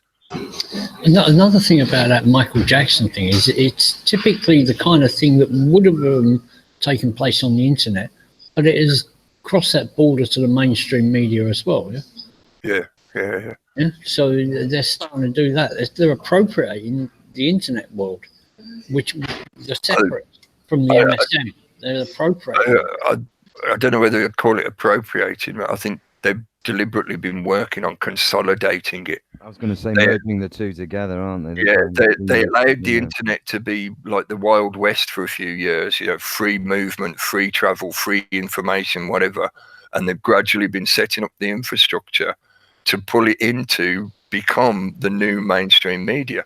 So if anything, it's the other way around. The internet has appropriated the mainstream media. They wanted to give it freedom so it could be this creative hot pot. And at the end of it, they've come up with PewDiePie, which they could have invented themselves anyway, you know? Yeah. So it's not like they've actually used creativity. That's like the analogy I was trying to describe earlier. Yeah? He's an indicator of the level of the general mindset of your populace. of a certain 100%. demographic. Yeah, it's not across the board. I'm not saying everybody, you know, likes his stuff and thinks he's great, but a large demographic, he is an indicator of what's in their head and how they think and how they interact with the world. Can you It's pro-feed for the peasantry. Yeah. Can you imagine? Oh, sorry. Go on. Sorry, on you go, Gary, mate. I was going to say, can you imagine if we had the internet in the 70s, the kind of shit that Channel 4 would have picked up on and say, oh, God, look at this fucking, you know, independent comedy sketch over here. We'll give them money and get a whole series out of it. Oh, look at these people over here. It's an indicator for where they want to take people. If you look at YouTube trending, you know, like mentally, that's where they want to take people. That's vapid. Yeah, yeah, just the bullet points or headlines or sound bites, trending, just snippets and short bites, because that's the dumbing down. That's I was thinking today on the systematic. Radio, if you listen to one of them radio stations on digital channels like Magic, you know, I've mentioned it loads. You know, that's a dumbing down process. You know, they just play the same songs all the time, never change the playlist. And if you've got any kind of like what's called anything about you, it tends to drive you crazy after a while, you know. Because even the quality of the music they play on it, the production here, the timbre here, you know, and the variety here. And those who I say, doesn't this radio station bother you? No, it's just the radio. And I'm like, well, anyway, yeah, it's like they're not listening to anything, not even the music that's on the radio. And it's recycled as well. A lot of it is, and I know, Days, you usually say this, mind control, repetition is a requirement of mind control. Yeah. A lot of the content, even though it's presented by, say, a different face, maybe even a different style, but the content is the same, and it's short, repetitious bursts. A 5-minute video, 5-minute video, 5-minute video, and it's all reinforcing the same kind of subliminal messaging. Yeah. And what is the message they're putting out? To me, just to speak very simply, music used to bring people together. It was forget about your differences and let's all dance on the dance floor. Now it's a case of look at what I've got and you don't have. I mean, that seems to me to be the ethos of a lot of the music that you hear today. You know, just further leads into further division, systematic dumbing down. In a way, that links back to me ranting about the Excalibre thing. You know, I know, and again, this is kind of a cheesy cliche generalism that gets thrown around a lot. It's divide and conquer. They're splitting up, thanks to the internet technology and the way it can go down to the kind of atomic, the granular level to every individual who's at the end of their, you know, the feed into their device, whether it be a handheld device, whatever. You know, you can be divided, and then all those divisions can be set up in such a way that it can be made to fight against each other. So, you know, if you like rap music, then you're obviously one of the bad guys, you know, all that kind of fucking us and them shit. With those music channels, I'll tell you one thing you can do is go to YouTube and get the binaural beats. It's called Online Beat Generator 432. And all you got to do is play with it between 4, 5, 6 hertz. Yeah, that's deep sleep, the transition, and then rapid eye movement, 6 hertz. And I mentioned that Camila Cabello, that Havana, yeah. Yeah. That was 6 hertz, the daydream state, and the last picture on her video was a little board that says for the daydreamers. And you can go through every record and pinpoint them down to 5.2, 4.2, deep sleep. That's the idea of it. That's the entrainment, and it's that simple. I mean, it's something you could show somebody on your iPhone. Get the two channels up at the same time, the record and the online beat generator, and say, look, can you hear it underneath the music? Tick tick tick tick tick tick tick tick tick. That's the rhythm of sleep. That's how they keep you at a machine all day, you know, daydreaming. Hypnotic state. Before the time ticks on, because I know they'll probably be waiting to kick you out. Go. Is there anything you wanted to say about the Catalonia stuff? Because I know you were showing me that article earlier about how they were changing legislation and shit to and censor people.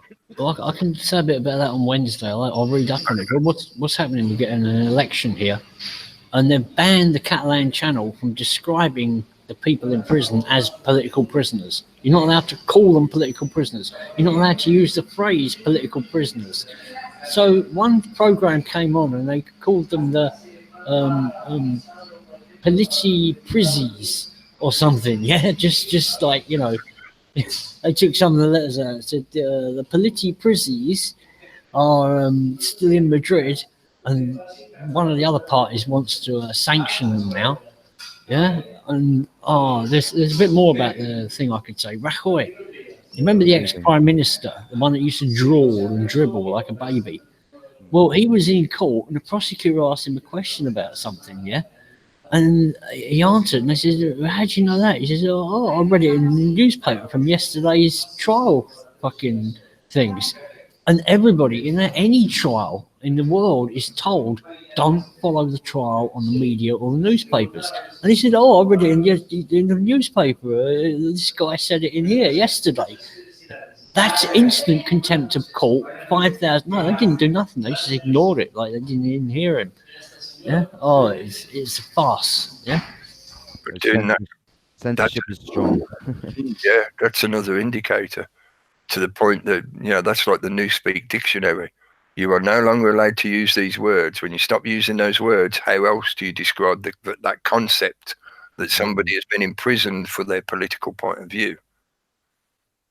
Exactly. Yeah. How else do you describe the truth? They were politicians who've been put in jail, so they're political prisoners.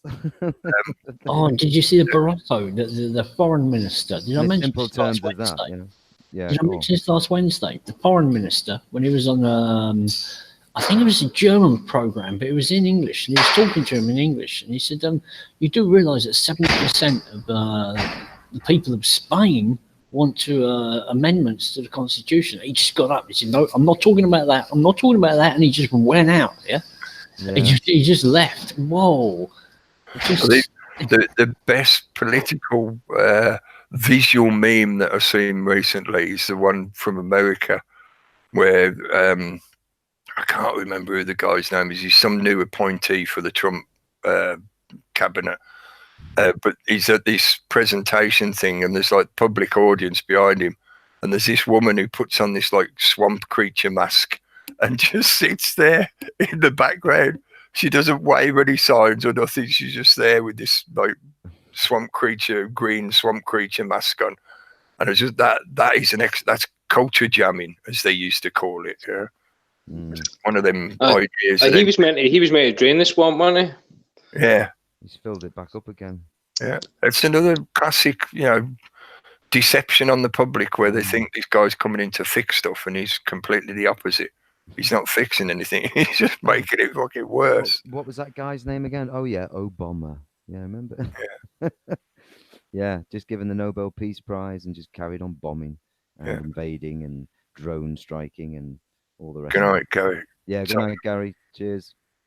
Cheers, Gary. I thought they might be planning to kick him out soon, because I could hear him banging the chairs around like they do. Yeah. He's the last one in there, you see, so they probably want to shut early. Well, it has been a pretty chaotic 2 weeks, I think.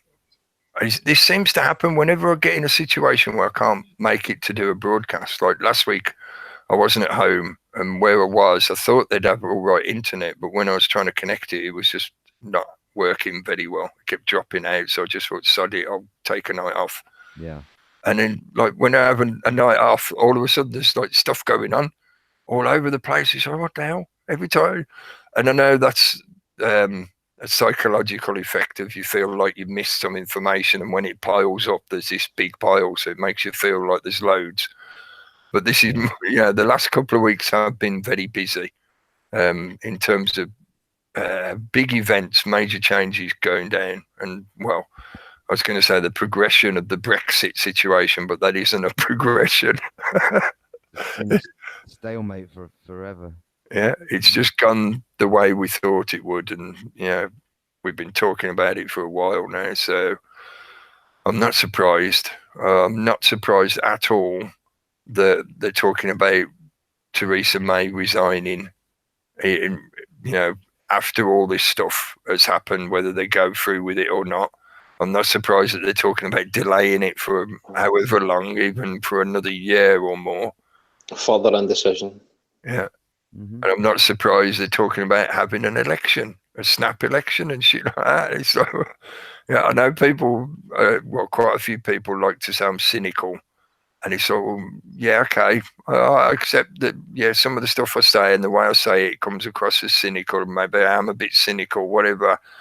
But really, how much more of this ridiculous shit do you need to see before it reveals itself as just the stage play theatre that it is? A general election would solve their problems, wouldn't it, in a sense? Because whatever party would come in and whatever manifesto they have for Brexit, whether they're going to have another referendum and all that, then that's what it'll be, another referendum or we're not leaving. So whichever manifesto the parties produce, which, whatever they say, they'll just have to, but that will be their get out clause, really, another general election, to be honest with you. I think it's pretty much on the cards. However the actual Brexit shit plays out, an election will probably happen this year. So when they say, well, they're all moaning, so, well, you voted for that party, that's what they've voted to do. So they got in, and that's how you just got to accept it, and that's how they'll quell any, more problems, any, possible anger on the streets and all the rest of it, I think it's also pretty much guaranteed that Labour will get in this time. Because even though I know there's a large number of people out there who are in favour of Brexit and stuff like that, and if you're in favour of Brexit, you're more likely on the right of the political spectrum, or more right than anything else. You're more right than anything else, but you're more likely on the conservative side of things. So you may be inclined to still vote for Conservatives, but I think because of all the way this has played out, even those people that would potentially support Conservative probably won't, just because of all the stupidness that's happened. Yeah, they'll probably say, fucking get them out. They've caused that much chaos. They're in effect crippling the country, even though, I would argue that was all quite deliberate. It is deliberate.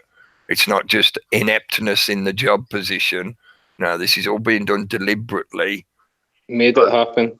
And I think that draws people back into the political spectrum as well, because if people get disillusioned with government, then we're gonna do something quick. So a general election will revigorate that.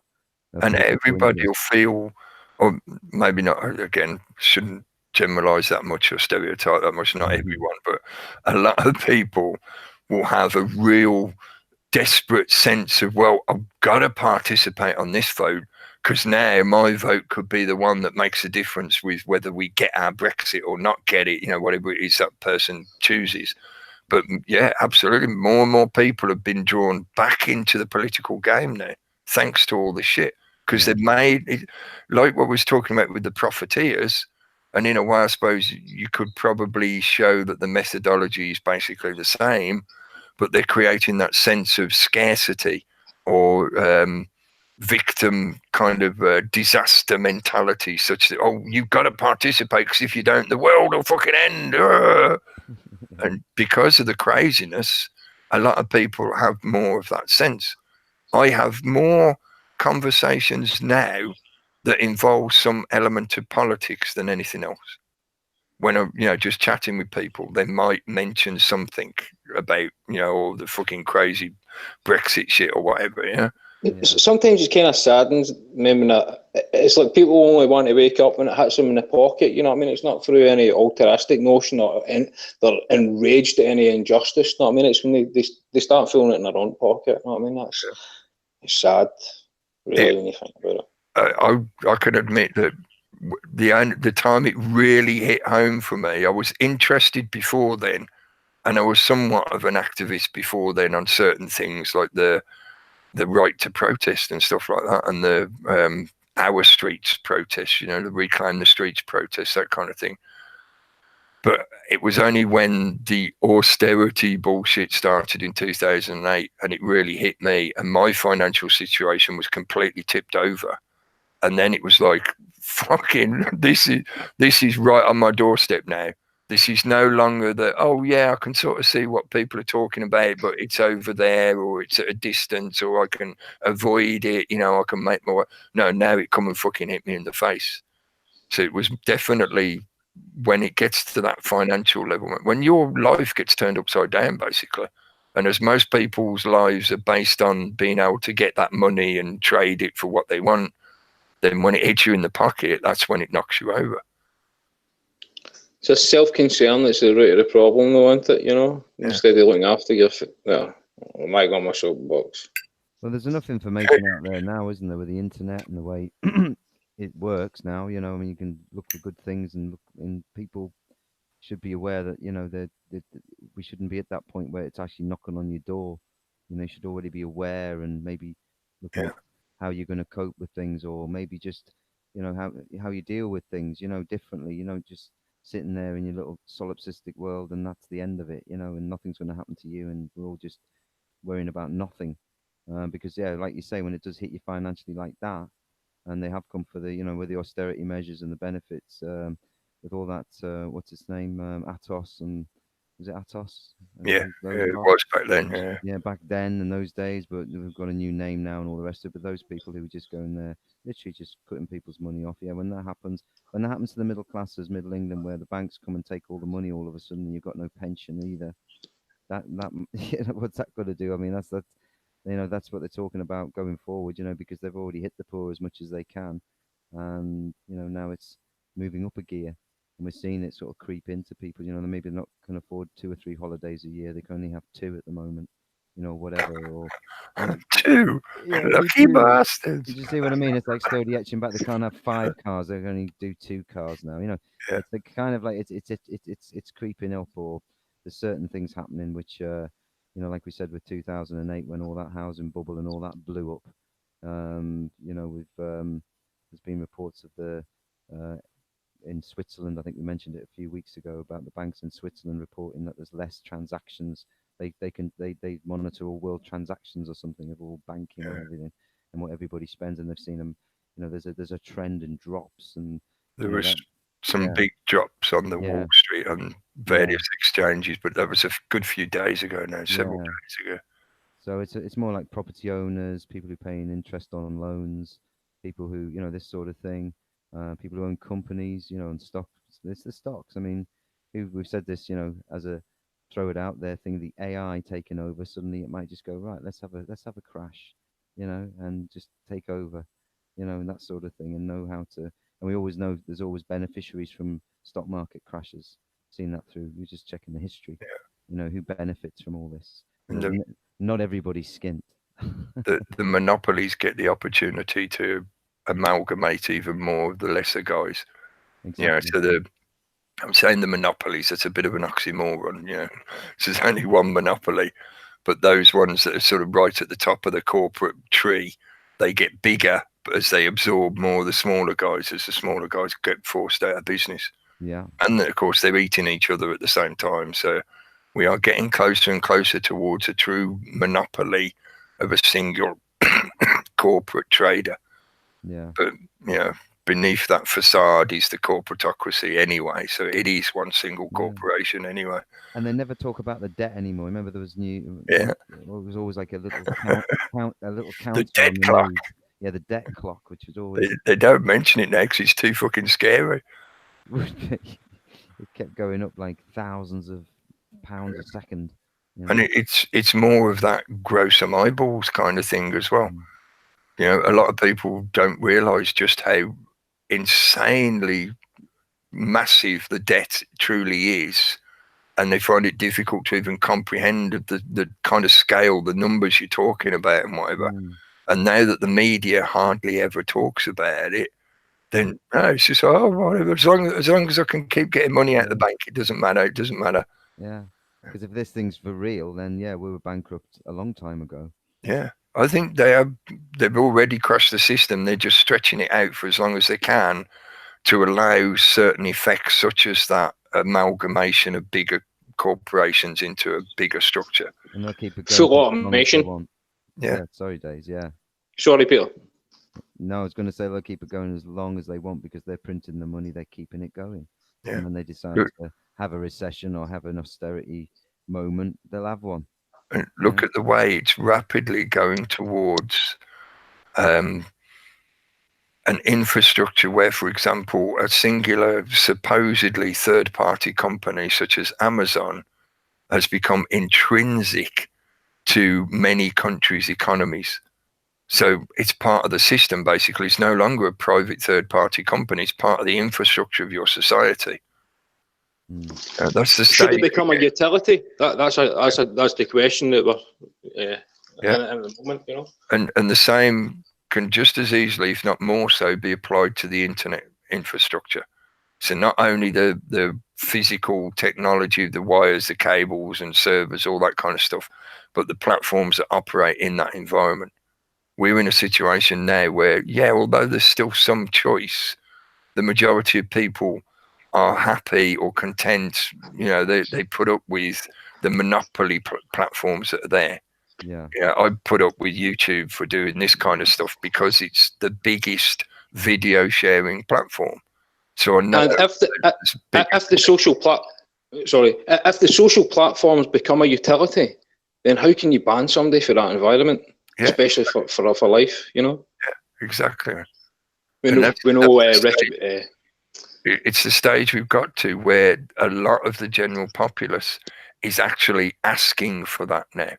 In one way or another, they're pretty much demanding it. You know, so the problem was created 2 decades ago at least. Maybe from the incept of the internet itself, they were planning all this kind of shit. I'm sure much of it they were, but the problem was created. The solution has been offered.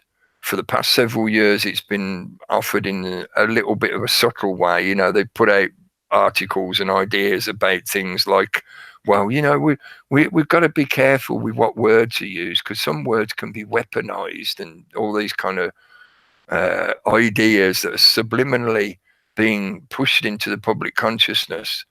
And now we've got the technological solutions because now they're bringing patsies, scapegoats. I mean, I know he's a puppet boy, but he's still being used as a scapegoat and a patsy. They're bringing the Zuckerberg through the trials, through the court system in one way or another.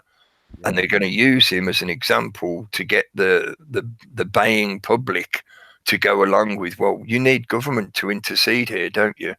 Because this guy, look at him, he's only a little puppet boy. He can't possibly be in charge of allowing half of the world's population to speak or not speak. We shouldn't let him be in that position, should we, people? No, you want government to take it over.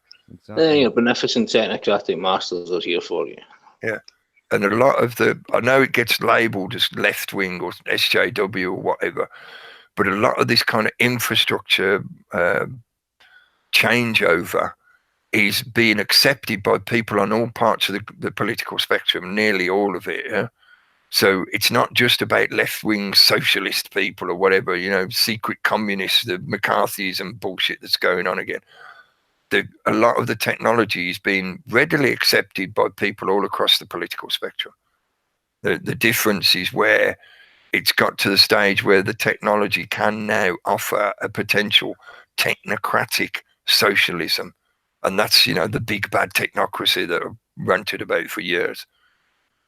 It will be a form of socialism, but it will be similar to what they've built towards in China, where behind the scenes, it will be a basis, a foundation of socialism. But in the shop front, there will be an illusion of capitalism and consumerism.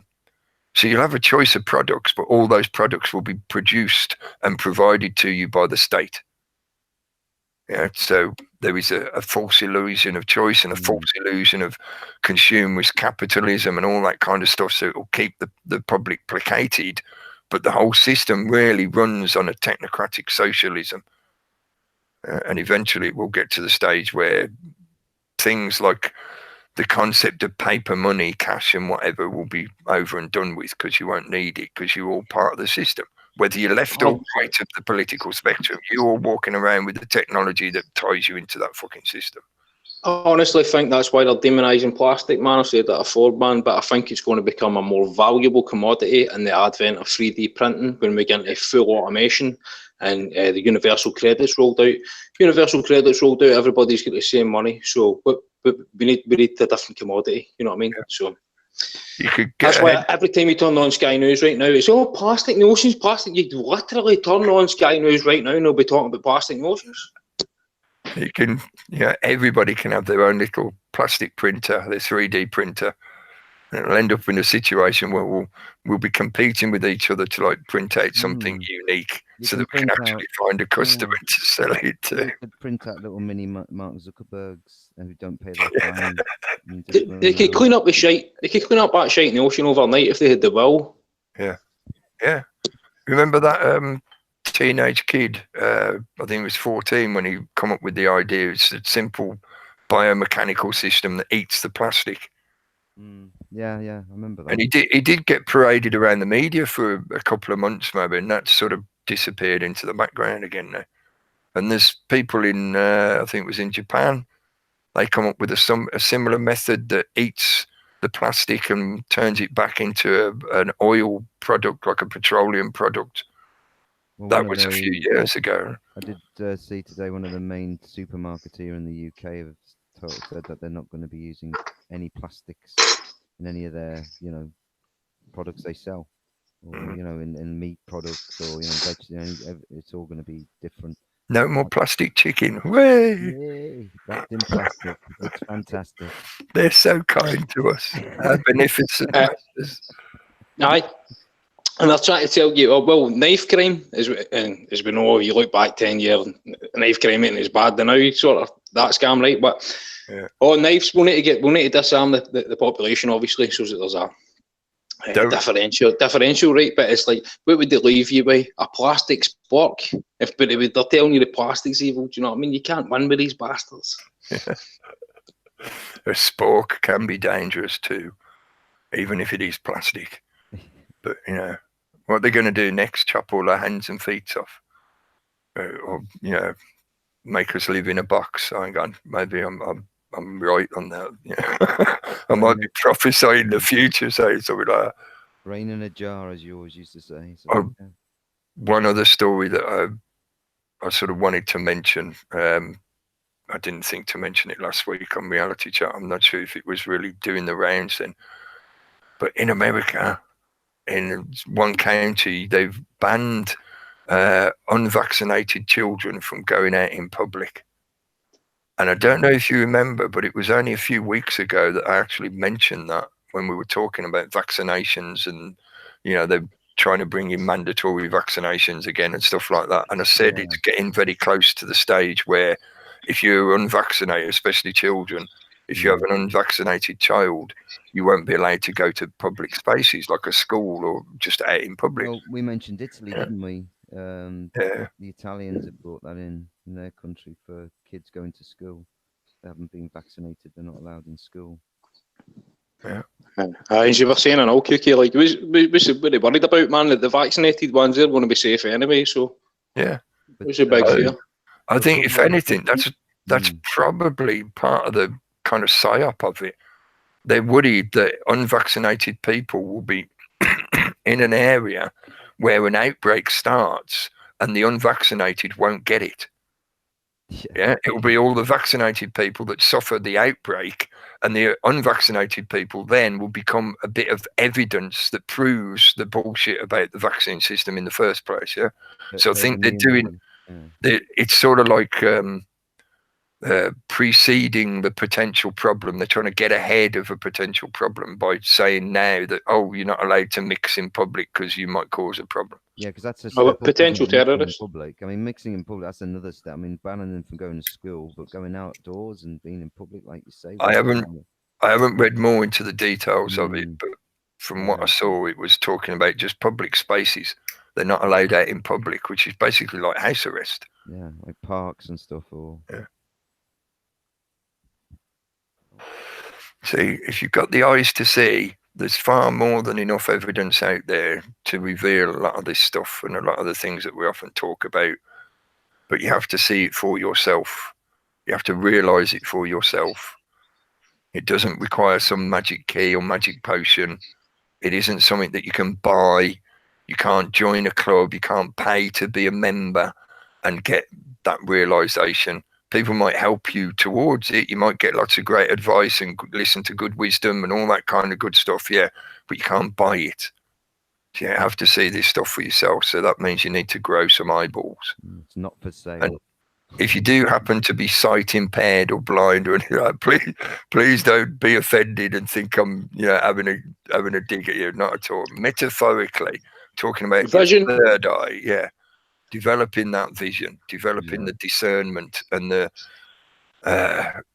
maturity to step beyond the naivety, break through your own denial barrier, and see the evidence for what it is. Get into alignment correctly. And thinking just falls into place. Yeah. And it goes hand in hand, doesn't it?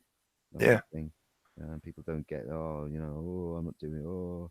Don't stop and think and just take a moment to, like you say, try something different and try thinking, try to calm yourself and calm your mind. It's the noise that we all have in our heads constantly.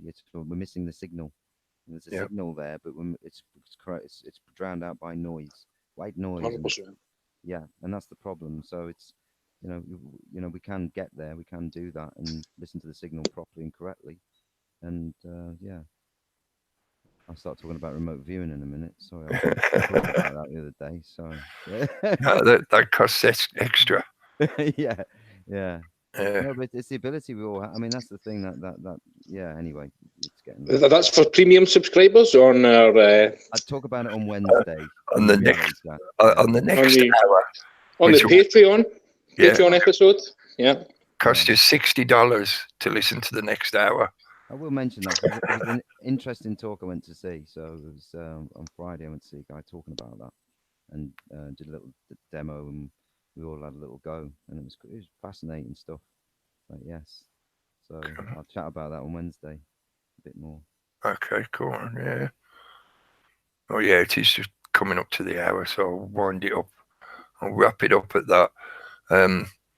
Hopefully we kept you entertained with some maybe conspiratainment, but there's nothing wrong with injecting some optimism and some levity into a lot of these conversations. That's not to ignore or diminish or belittle any of the worst elements of a lot of the stuff that we end up looking at or talking about. I'm just saying that, the usual kind of caveat. I know a lot of people listening to these broadcasts are well aware of all this kind of stuff, and it becomes a bit of a boring element to have to constantly repeat those kind of caveats. But at the moment, the way this environment is, we have to do a lot of tap dancing to keep dancing around all this bullshit, because at any minute somebody could come along and go, I don't like the way you said that, I'm offended. So you get a strike on your channel and all that bullshit. So anyway, yes, thank you for tuning in. Thanks for giving us your time and your attention. That's the only thing I ever really ask for, is if people at least listen. You may not agree, that's fair enough if you don't agree, but at least listen, give it some consideration, please. And do that for yourself. It's not all about just constantly absorbing everything that everybody else is saying. If you don't spend some time thinking about things for yourself, cogitating, I love that word, it's a brilliant word, cogitating, gets you think all the cogs in your head turning, thinking about stuff. Give yourself some time to think about things. If you're just in the constant stream of other people's information or ideas or opinions, you get a bit lost. You end up losing yourself in the milieu of everybody else. So anyway, yes, I've ranted enough at you and taken off enough of your time. Thanks for joining, guys. Thanks to Gary as well. Cheers, Cookie. Thank you. Cheers, Cookie. Reality Chat will be on again on Wednesday night, and Steve Takush will be on Saturday night. And tomorrow night, I think on the Raconteurs News, they got Annie Logical on again. So hopefully we'll listen to some more good stuff again tomorrow night. Thanks, folks. Take care. Be careful out there. Cheers, Cookie. Good night. Cheers.